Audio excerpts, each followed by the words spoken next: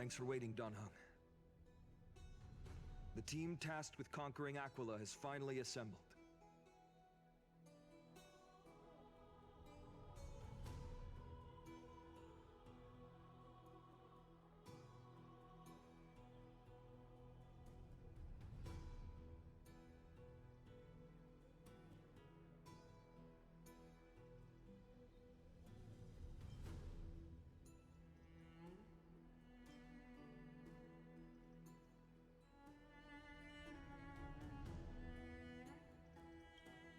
So full of energy, comrades. Seems I chose the perfect day. Hyacine, it's all yours now. Legend tells of the Skyfolk once divided into many tribes. The Sunfolk worshipped the sun.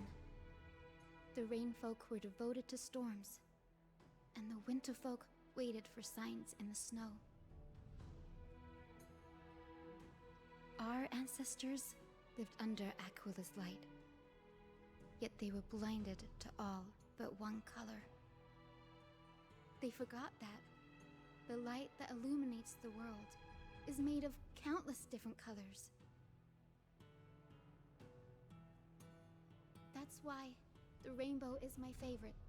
For not only does it reflect the many colors, it is also a bridge. And I want to use the Rainbow Bridge to link everyone's hearts and give hope to every soul on Earth.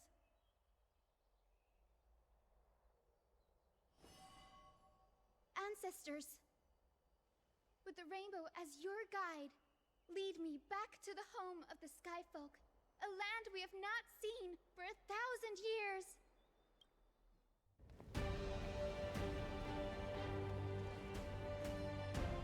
Oh, Rainbow Bridge, please guide us to ascend to the skies once more.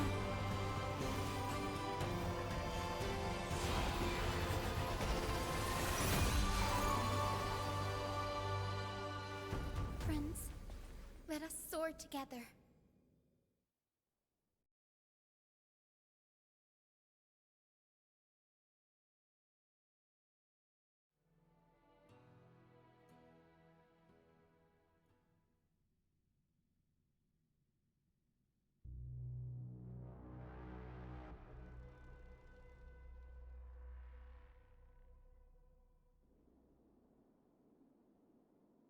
Flying along the Rainbow Bridge is truly an amazing experience.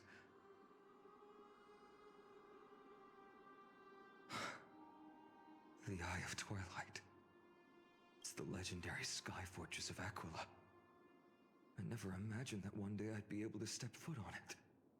My ancestors once built a magnificent civilization among the heavens. The Eye of Twilight, which we are standing on, is the home of Aquila and the heart of the city-state in the clouds. This must be where the hero Zelda OoT stood when she challenged Aquila and began the first step of the Flame Chase journey. We are here to end the journey she began.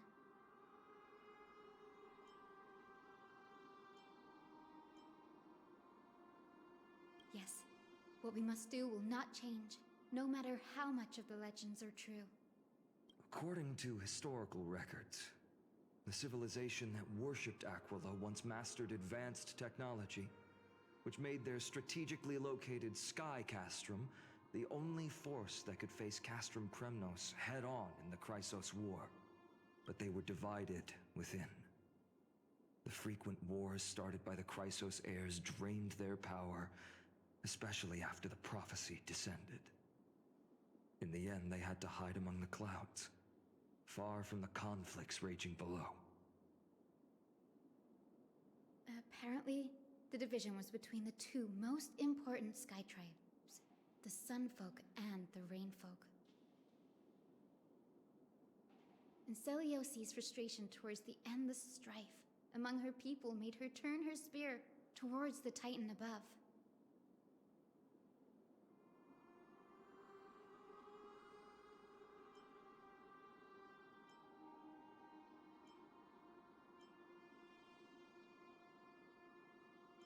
After driving the enraged Titan to the brink of defeat with her two winged companions, they all vanished somewhere in the sky.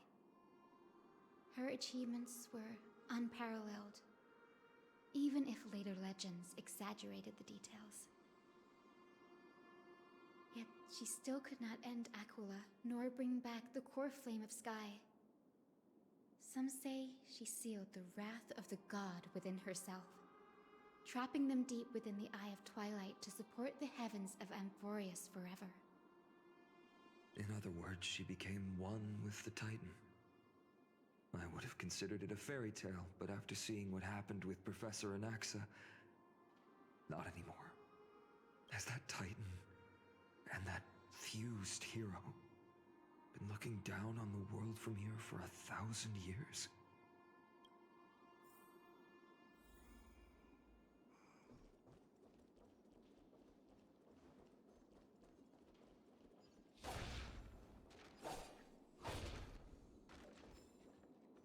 It's been so long.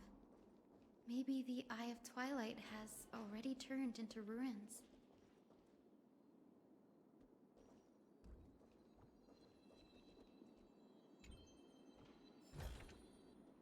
Seek, and you will find.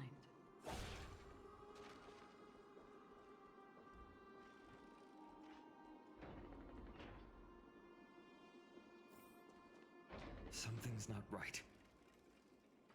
I can kind of feel how big and empty this place is, but all I can see is darkness. Maybe it's the celestial mural. The Sky City believes that mural to be connected to Amphopreus' sky, and any weather condition depicted on it will become actual weather. The mural would reflect Aquila's shifting mood, like clear skies, fog, snow, or thunderstorms. The sky priests would gather here during peaceful times and pray to the god for warm breezes and good harvests. To put it in words that Gray and Danny would understand, just think of it as a massive screen.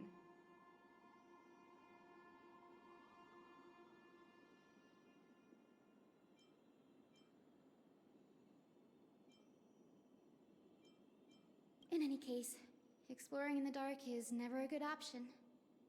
If we could light up the mural, it might just provide us with the light needed to move forward. That really conspicuous device might be part of the ritual. Let's go take a look. It's dark, so watch your feet.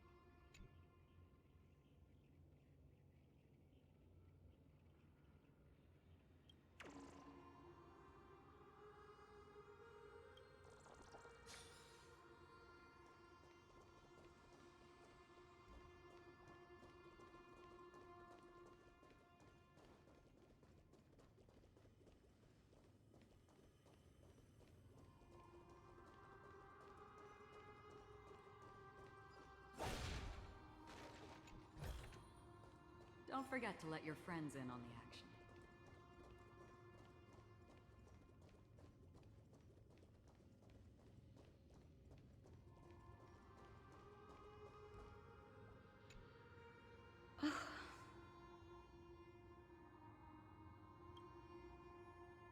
I have no idea how to turn it on.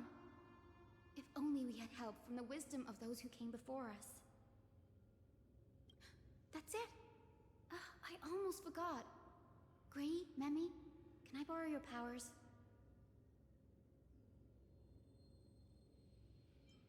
Got it! We just need to find the scattered memory nearby, right?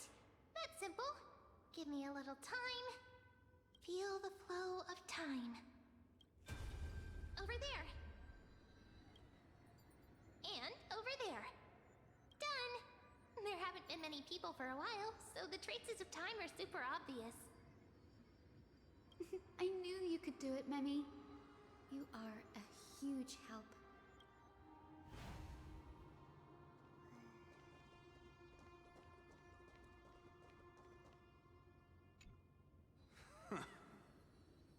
Foolish rainfolk. The great Aquila has already left a mark of their manifestation on the golden clouds.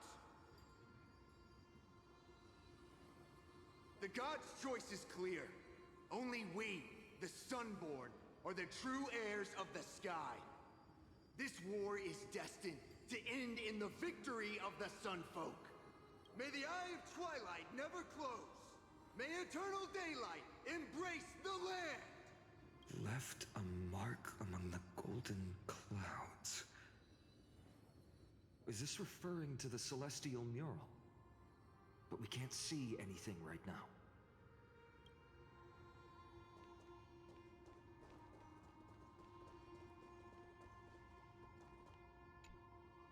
Arrogant Sunfolk. The Titan will condemn your brazen disrespect. But Aquila, you that shape the sky, why do you avoid the pursuit of dark clouds? Are not clear skies and stormy rains equally your creations? The Sunborn see your behavior as an act of favoritism towards them, and weaponize this reason to oppress my people. The Rainfolk will not suffer in silence. Oh God. If you remain silent, we shall have to forge our own weapons and resist the malice concealed under your brilliance. May the Eye of Twilight never open. And may torrid rains descend forever. Avoid the pursuit of dark clouds. Aquila doesn't like rainstorms. It seems a little hard to believe. But we should write this clue down first. It is, as the rumors said. The Sky Castrum was far from united. My guess was right. This venue is indeed where celestial rituals were performed. Memmy, can you retrieve even more memories? No problem at all. Here goes. There we are. Wind, snow, rain, shine. In the name of the sky's 100 eyes, I bring celestial phenomena upon the world. The turn of dawn and dusk. Commanding the celestial globe. Awaken, celestial mural. Stop, foolish Cloudborn! How dare you tamper with the celestial globe and distort the weather? This is blasphemy! The Titan bequeathed the celestial globe to our ancestors, so that we could divide the light and dark equally between day and night, so that all things could grow beneath the celestial phenomenon they preferred. But the Sunborn have asserted control over the celestial mural. And now the days are endless, subjecting the land to drought and burning.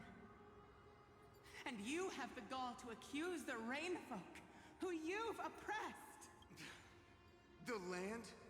It is our eternal nemesis. How can storm clouds and rain, unloved by Aquila, lead the Skyfolk to victory in the Chrysos War? Your character is as weak as your faith.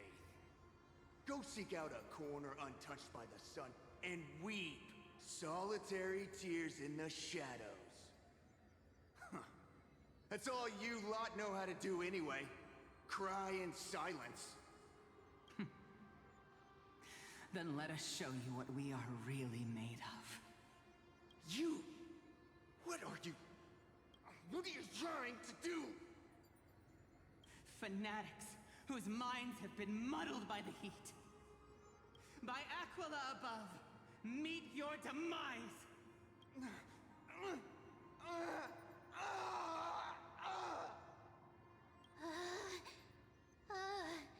What a terrifying memory. The brutal internal strife is sad to see. It appears the Sky Cities didn't fall to external threats after all.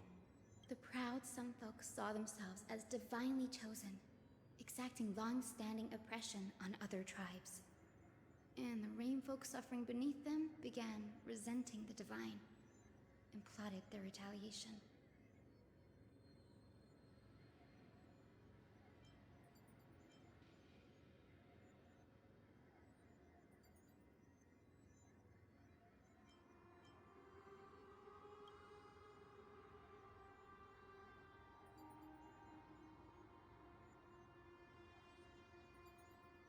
No matter the era, conflict among humans is destined to persist.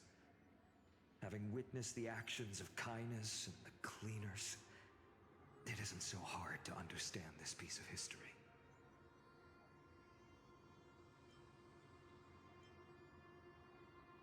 There's nothing but empty silence here.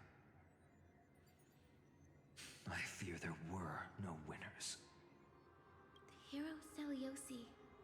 How did she view the ancient feud between the Sun folk and Rain folk? The legends focus on her god-slaying expedition, but are hazy on the fall of the Sky denizens.